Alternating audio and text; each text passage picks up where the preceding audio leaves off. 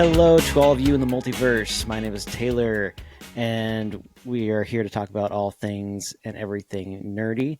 I am not here with Jacob and Brian today. Today I'm here with my good friend Alek, and we're going to learn a little bit about Alek because he's going to be joining me on a few episodes here while Brian and Jacob take a break.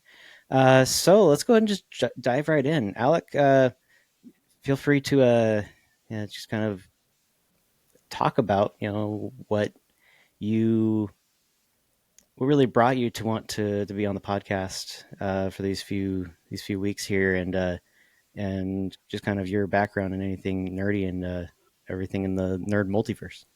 Well, really, I came on the podcast because I thought Brian was going to be here. He's the cute one.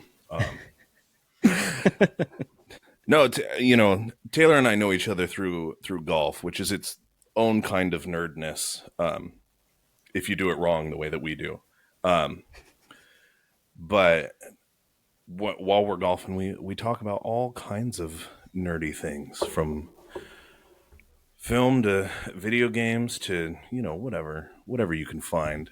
Nerd is really more of a state of being. It's whatever. Obviously we find ourselves in certain niches of content, but it's also how we approach that, because Exactly. there's a lot of people who watch Marvel that aren't nerds, Oh yeah, for sure. but then there's us, and we just can't help ourselves. Yeah, exactly. That's kind of what this podcast is all about. Talking about seeing all different perspectives of the, as we call it, the multiverse of our fandom, our nerddom, and just kind of all diving in and just a pure straight love of everything nerdy. Yeah, so I think I really wanted to be on here because I like talking about this with Taylor, and I figured this would be an awesome outlet, and it would probably give us an opportunity to focus on some of my more insane takes that I think he hasn't heard yet. Which I'm very excited for. We've kind of Depending on what topic he throws at us first. Yeah, exactly. So like we've gone through some things, so we can kind of recap on some of our episodes. What just kind of off the top of your head, what would you rank as your top 3 Star Wars movies and your bottom 3 Star Wars movies? Let's see. Top 3 Star Wars movies. Phantom Menace, easy. Empire Strikes Back. And then Return of the Jedi, probably. Okay, so elaborate on your. So is Phantom Menace number 1? Well, see, so Or are they kind of like a kind of all in the same? no, that was 3-1 probably, in like, so. Okay. But as a youth, Phantom Menace would easily have been number 1, and I think like Phantom Menace is really kind of the jumping off point where Star Wars became what we think of it as. Mm-hmm. It paved the way with 4, 5, 6, but then Phantom Menace really was like, okay, this could actually be also like insane and cool in a way that beyond just a space western. Right. And also, like, I'm right in the age range where Phantom Menace was really, I know a lot of people where Phantom Menace was the first movie they saw in a theater, when they were like 7, 8, 9, whatever. And so that's that one sits right here. I had a little pod race. I tried to find it, but I had one of those like pod racer toys that Right. where you could like squeeze the flap shut. Yeah. Oh yeah. I had one of those for sure. Yeah, those were awesome. Those are great. So yeah, but then I mean, Empire Strikes Back is just It's one of my like easy rewatches, I would say. And then Return of the Jedi, it just really encapsulates everything that I want to see in a movie. Yeah, and I think if I remember right, Return of the Jedi was my number 1, and that was a surprise to the other guys there. And Empire Strikes Back actually wasn't on my top 3. but it's because I think that was my mom's fault. I believe that's what I said. She kind of had me watch that movie a lot, and that was like the most accessible VHS that we had growing up. So, Mm-hmm. Mm-hmm. all right, So, what about your bottom three? oh, bottom three. Yeah. I mean, it's hard to do anything other than the sequel trilogy. I mean, in order Mhm. from best to worst of the bottom. Um, I can't even remember their names. You've The got The Force Awakens, The Last Force Awakens Jedi, is the and best The one. Rise of Skywalker. Force Awakens is the best one. The Mhm. Last Jedi, for the longest time, was the worst movie I had ever seen, in my opinion. Mhm. Like, bottom, I could not think of a movie that was worse than that movie in every conceivable way. Right. And then, well, I guess I have to come up with a different Star Wars film because I pretty much just refuse to acknowledge the existence of Rise of Skywalker. We'll just say that's last, and we can leave it at that. Won't put you through the pain of talking about it.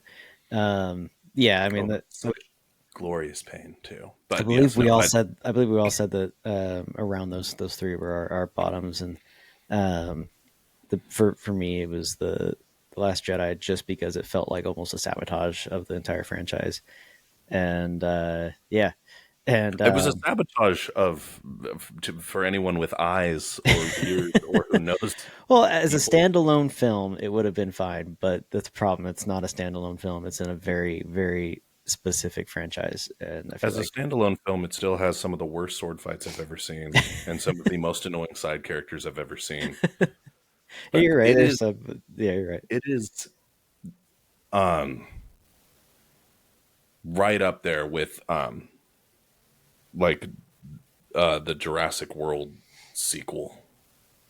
That's funny because Not we did an episode, or we were going to do an episode on Jurassic World and Jurassic Park. the little clone girl at the end of the Jurassic World sequel. Mm-hmm. She's right here. Rose is I was like really confused at that too. Yeah. depends on So we'll go into my okay. next question here. Other than Star Wars, which is what we do a lot of a focus on, just because it's your kind of our go-to here at the Multiverse, Mike. Next would be Marvel. I'd say, other than Star Wars and Marvel and DC, what would be your favorite franchise outside of those three? Uh, Alien. Alien. Okay. Yep. I've been kind of myself, kind of getting some clips on YouTube, popping up in my thing, and I've been watching that and thinking about rewatching some of the older movies and getting through the whole franchise. So okay. So Yeah, I mean, you don't have to do that to yourself, but yeah, I mean, Alien, like Alien, all the way into like Alien versus Predator, mhm. like I mean, the whole thing, Yeah. and then yeah, I just love it. Okay. Awesome. Um, all right. So let's get off of movies here. Do you have any experience in comics? Comics, I as a young lad, I got really into comics, kind of like in not like for their own sake. I was learning to. I got very obsessed with drawing, Hmm? and I wanted to draw comic books, but I didn't. For whatever reason, it never occurred to me that I could just get the comic books from the library. So I had like a stack of books this high of like how to draw comic books. And so I absorbed a lot of comic like That way. lore Yeah. that way. But I never actually like spent a lot of time sitting down and reading them because then like manga kind of caught me for a little bit. Mhm. And then so um I will say that most of my comic knowledge is kind of through other mediums. Right.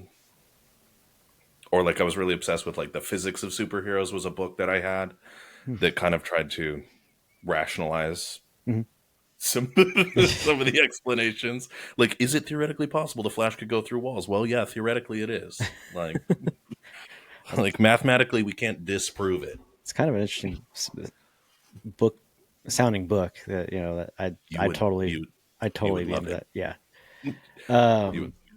So kind of go from there over to I guess animes and mangas. You kind of touched on that a little bit. What are some of your favorite? We'll start with mangas, and then we'll go into animes. Well, and when I say that like manga really got me, I really just mean Full Metal Alchemist. Yeah. So I read, and that was like over a decade ago. Mhm. But I mean, my goodness, that's a good starting place. It's an easy one to start with, Oh yeah. and so I liked that, and then I guess that's really it there. But that kind of like when I got done with like that and kind of like graphic novels, and I moved on to my next hyperfixation, I kind of got lost there with, Right. Yeah. and I guess I guess I would have gone on to books, I guess, at that point. Books. Okay. So what about animes? Let's go in there. Um, See, like, I get really scared of the whole like lolly jump scare that can happen in animes. I stay with the safe, You gotta stay with very the safe westernized stuff. animes. Yeah, exactly. So like Castlevania, way up there, way up there. Hmm. Okay. Let's see. I'm trying to think. I don't know. I feel like I'm not totally sure, like in those of the things that I've watched, like what would count as an anime, because it's like I feel like a lot of people would count like Avatar: The Last Airbender, but like it's just kind of a Nickelodeon show to me, so like I don't know if I count it. You know, I honestly, I feel like, and this is for everybody listening. I feel like if you are one to tell somebody that something is or isn't an anime, and I feel like you're missing the idea. You're missing out on what brings people into this world.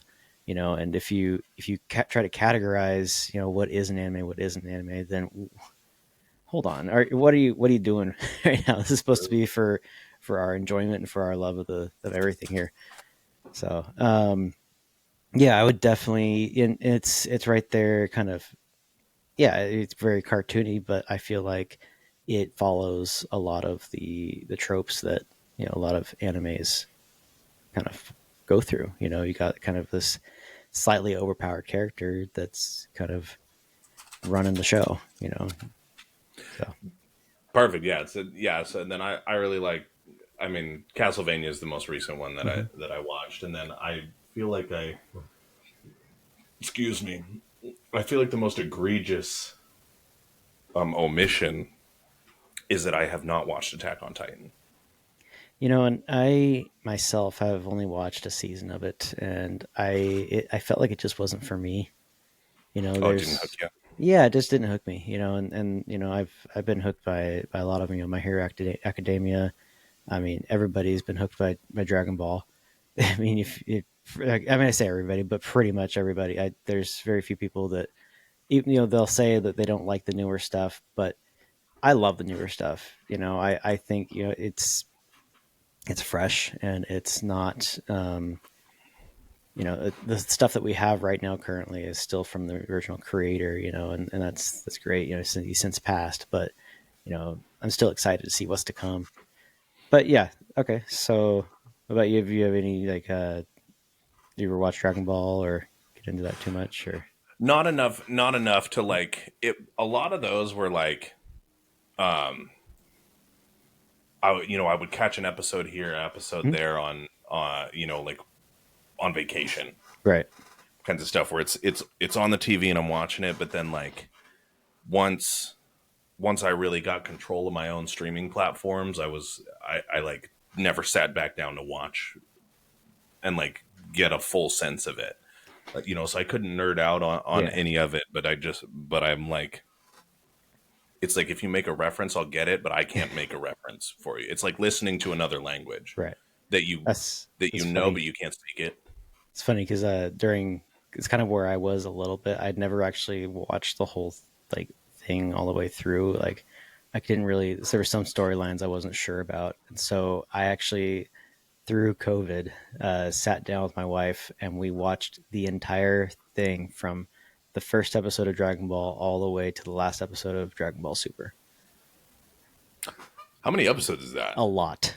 It's like it's gonna be like over we 400. we cheated a little bit. I say cheated, but not really, because there's so much filler in the original Dragon Ball Z.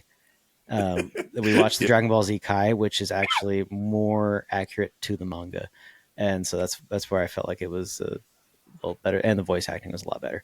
Um, they're they're not in their 20s; they're in their 30s and 40s, and redoing the lines they wish they could have done at the time.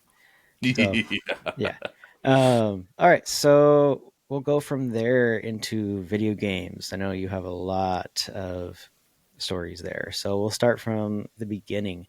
Do you remember what your first video game was? I mean, my it was probably Tetris. No, I'm trying to think. Like, I mean, first video game, I'll say the first one that really probably had an impact on you. the I mean, the games that had the biggest impact on me was probably Sonic 2 Battle, Okay. What platform was that on? GameCube. Gotcha. Like those are and Shadow the Hedgehog, Okay. Those are which two I actually never played, but and those were like, wait, I mean, you're asking like first, so oh, I we're know. Yeah, like the early 2000s called they want their denim back. you're But gonna laugh when I tell you what mine was. I'm excited to hear what yours was. Yeah, I mean, because Shadow the Hedgehog was the first E10 plus rated game that I got to play, so that Ooh, was woohoo. sorry. That was big Yeah. stuff right there. But yeah, those I really liked the Sonic games. Split and Sonic 2 Battle was like a split screen racing game, basically. Oh, okay. I know what you're talking about now. I didn't play it, but I know what you're talking about. Yeah. Yeah, it had a lot of like iconic, like kind of like punk, like pop rock, like anthems in it, and Right. yeah, Very loved that. 2000s. Yeah, Uh, loved that game. yeah. Um, Yeah. what was your first game? Mine was actually the original Sonic from the Sega Genesis. Oh, I You forget how old uh I am. 2 years. No, I was just gonna say literally like a year. No, what would it have been? 2 years ago. Uh, yeah, it would have been like 2 years ago. Hmm. I downloaded. Um, there was like an emulator, not an Hmm. emulator pack, but there was like a pack of like original Sonic Right. games that you could get on the PlayStation Plus. Like it was their like free Oh game of the yes, I know what month. you're It was talking one of their about. free games of the month. So I think I actually started playing that a little bit because it was like a platformer, right? Oh, did I crash or did you Lost you. crash? I Oh, lost you for a second there. okay. Am I back? I'm You're back. back.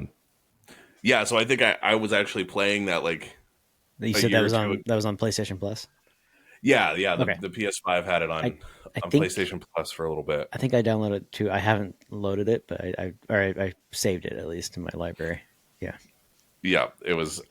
I do think it was one that was like it didn't. Well, the one I was playing didn't actually download. It was like a cloud thing, and because of Oh yeah. that, the timing on some of the platforming was so difficult. I got Mhm. pretty fed up because I was like, okay, I know there's input lag and it's getting me killed. Right. um, Okay. yeah, but yeah, those were the first like really influential games. I mean, of course, like I played like like the Freddy Fish games. Hmm. Come on, you can't tell me that's not peak gaming right there. I don't know what Freddy Fish is. Oh, I'm getting judged. Okay. Uh, Nope. Just yeah. No, we've I got think like I think cooler games if than I I did, remember I right, guess. we kind of talked about like how like Zelda like had big impacts on us, and going into I'll say what your first like online multiplayer game that kind of brought you into multiplayer gaming. So, um, my dad is also a nerd and an IT guy, and so Yes, he is.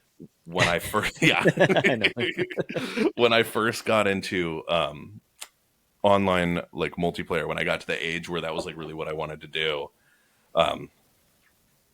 and my home computer, uh, PC, Master Race, et cetera, was a Linux computer. Oh, okay.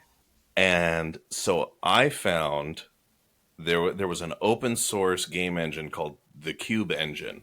Mhm. And on that engine, their like demo game was a like really awful Counter-Strike clone called Assault Cube. Salt cube. Okay. It was the most janky thing ever. Just like literally like 4 polygon level graphics and stuff. But it had, it had an assault rifle, an SMG, a shotgun, and a sniper rifle. That was it. And it had some pretty good maps. Like looking back, the map design was pretty good. Um, and then that had a sequel called Sauerbraten, which was very reminiscent of Quake. Um, and we played those, and those were just they had big online communities at the time.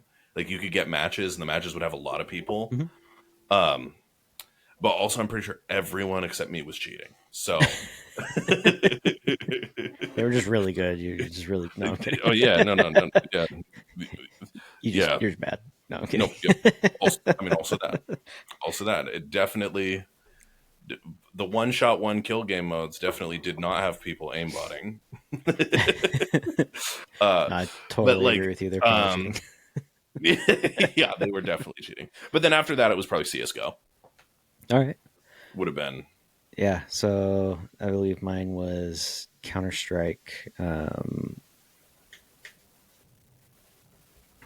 Source. the original Source. source. Yeah. Like, Because we would wait, do. before, which is the one before Go, right? Yeah. Yeah. Well, yeah. Before Go, because we would do LAN parties at my high school. Yes. And then enough of us realized that we could just buy this on our computers and use our high speed DSL internet to play online and play with each Yep. other. And yeah, so yeah, that was Oh, mine. so Let's see. So we, me and Alec, we've kind of first, I guess, kind of grew our friendship through playing Fortnite together. Back when Fortnite kind of was at its was good. beginning stages and Back still, when yeah, Fortnite was good. Back when good. Fortnite was And when you weren't afraid to walk up to somebody and they crank crazy 90s on you. Oh, bro, we're so past cranking crazy 90s. We're in Fortnite is in full late stage capitalism mode right now.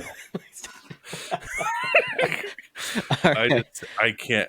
But Yeah. this is gonna if we not to give spoilers for a possible next topic, but it, Fortnite suffers from some of the same things that Halo suffered from. We'll get there. We'll get there.